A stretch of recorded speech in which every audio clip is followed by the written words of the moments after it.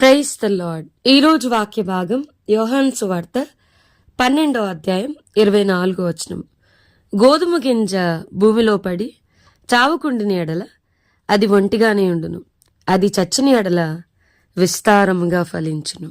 ఈరోజు ఈ వాక్య భాగం ద్వారా దేవుడు మనతో మాట్లాడుతూ ఉన్నారు. ఈ యోహాను సువార్త 12వ అధ్యాయం 24వ వచనం కనుక మనం చూస్తే, గోధుమ గింజ భూమిలో పడి చావకపోతే అది ఒక్కటిగానే ఉండిపోయింది, ఒంటిగానే ఉండిద్ది.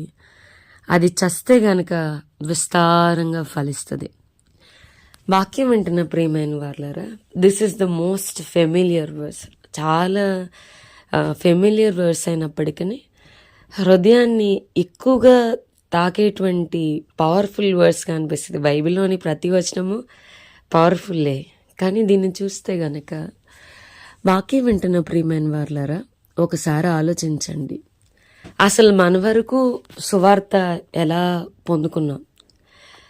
గాస్పల్ అనేది మన వరకు ఎలా చేరింది?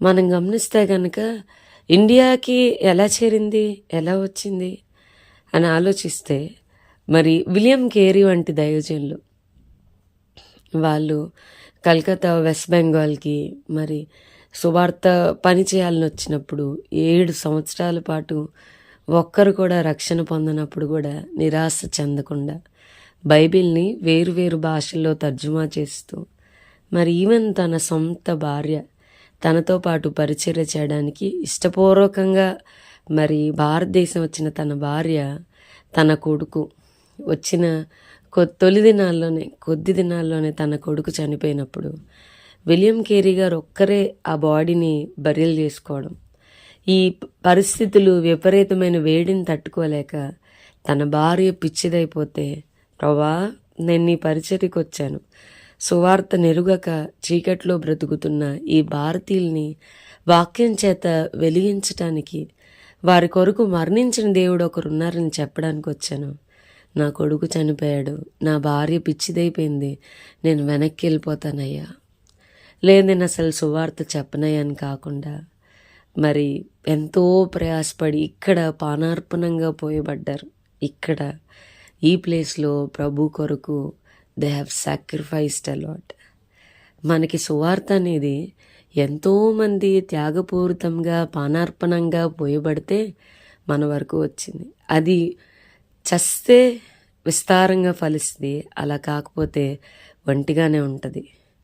ఎంతోమంది మరి హతసాక్షులుగా మారితే, ఎంతోమంది వారి ఫ్యామిలీ లైఫ్స్ని, ఎంతోమంది వారికి కలిగిన ప్రతిదాన్ని సాక్రిఫైస్ చేస్తే మన వరకు సువార్త వచ్చింది.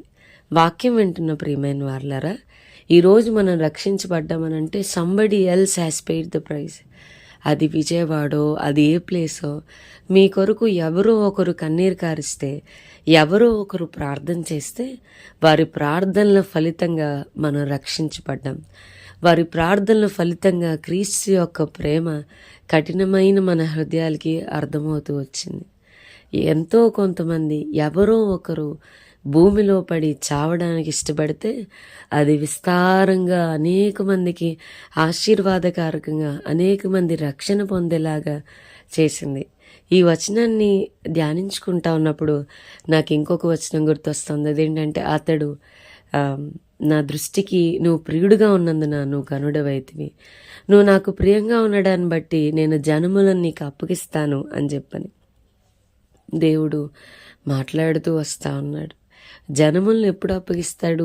అనేక వేల మంది ఎప్పుడు రక్షణ పొందుతారనంటే, మనం మన ప్రాణాన్ని మరి పానార్పణంగా ప్రభు కొరకు పోయబడతా ఉన్నప్పుడు. నేను మీకు ఈ ఎగ్జాంపుల్ చెప్పకుండా నా ఈరోజు వాక్య భాగాన్ని క్లోజ్ చేయడానికి ఇష్టపడడం లేదు. మరి స్టేట్ ఆఫ్ జార్ఖండ్లో ఎఫ్ఎంపీబీ మిషనరీగా జయరాజ్ అన్న తమిళనాడు నుంచి తన ఫ్యామిలీతో మరి జార్ఖండ్ పరిచర్య కొరకు వెళ్ళినప్పుడు, వాళ్ళదంతా మాల్టో సంతాల్ జాతి ప్రజల మధ్య లాంగ్వేజ్ అంతా కూడా నాజల్ అన్నమాట. ఎక్కువగా వాళ్ళు ముక్కుతో మాట్లాడే యాక్సెంట్స్ ఎక్కువ ఉంటాయి. సో వాళ్ళ భాష నేర్చుకోవడానికి కనీసం 6 నెలలు పడుతుంది. ఇవన్నీ ఎంత ప్రయత్నం చేసినా వాళ్ళ భాష రావడం లేదు. కానీ సైగలతోనో వచ్చిన కొన్ని పదాలతోనో వాళ్ళకి సువార్త చెప్పడానికి ప్రయత్నం చేస్తూ వచ్చాడు. ఎంత ప్రయత్నం చేసినా అక్కడ ఎవరూ మారలేదు. ఒకరు కూడా అక్కడ సువార్త అందలేదు. చాలా స్ట్రగుల్ అవుతూ ఉన్నాడు, కన్నీరు కారుస్తూ ఉన్నాడు. ఒకరోజు తనకి తన బాబుకి బ్రెయిన్ మలేరియా వంటి సివియర్ హెల్త్ ఇష్యూ వచ్చింది. సో వాళ్ళ వైఫ్ వాళ్ళు మాల్టో వాళ్ళంతా కొండ మీద ఉంటారనమాట. సో చాలా పసర్లు ఇవన్నీ ట్రై చేసి ఇంకా ఫీవర్ వస్తే వాళ్ళు చనిపోతారు, హాస్పిటల్కి తీసుకెళ్ళాలి. సో విపరీతమైన వాన పడుతుంది, ఎడతెరిపి లేకుండా కంటిన్యూస్గా వర్షం పడతా ఉన్నప్పుడు అక్కడున్న చుట్టుపక్కల ప్రజలను అడుగుతూ ఉన్నారు, అయ్యా దయచేసి నా భర్తని నా బాబుని హాస్పిటల్కి తీసుకెళ్ళిన అంటే వాళ్ళు చెప్తున్నారు, మీరెవరో మాకు తెలీదు, మీరు ఎక్కడి నుండో వచ్చారు, మీకోసం మేము రిస్క్ తీసుకోలేం. వీళ్ళని మంచం మీద తీసుకొని మైళ్ళు దూరం నడవాలి.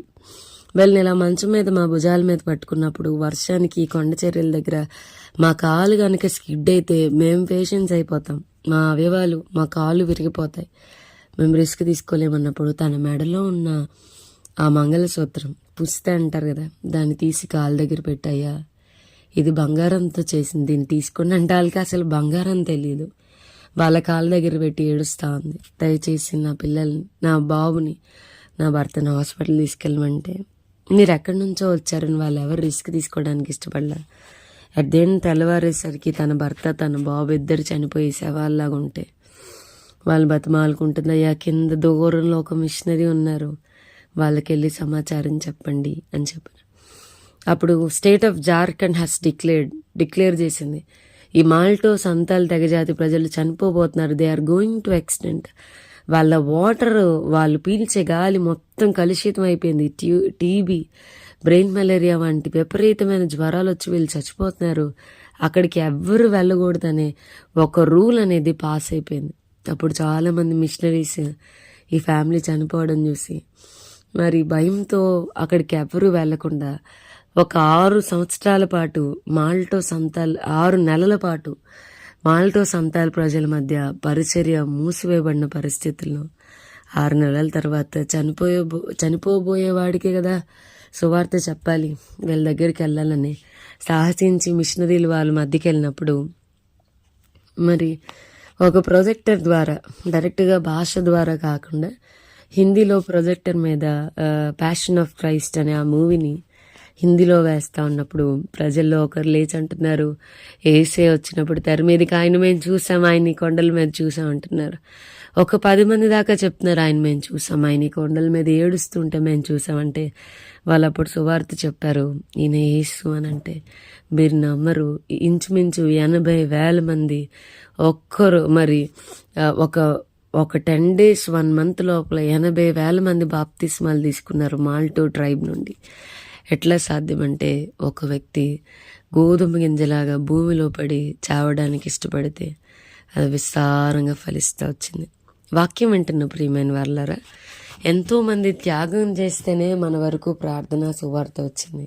మనం ప్రభు కొరకు ఏం చేసాం? చిన్న చిన్న వాటిని వదిలిపెట్టలేం, చిన్న ఎంటర్టైన్మెంట్స్ వదిలిపెట్టలేం, చిన్న లగ్జరీస్ వదిలిపెట్టలేం, మన పాత స్వభావాన్ని ప్రభు కోసం తెలిసిన వదిలిపెట్టలేం. పడుతూ లెగుస్తూ ఉంటాం. ఈ రోజన్నా ఇకనైనా ప్రభు కొరకు రోషంగా బ్రతుకృప ప్రభు మనందరికీ దయచేయను గాక. ఆమెన్.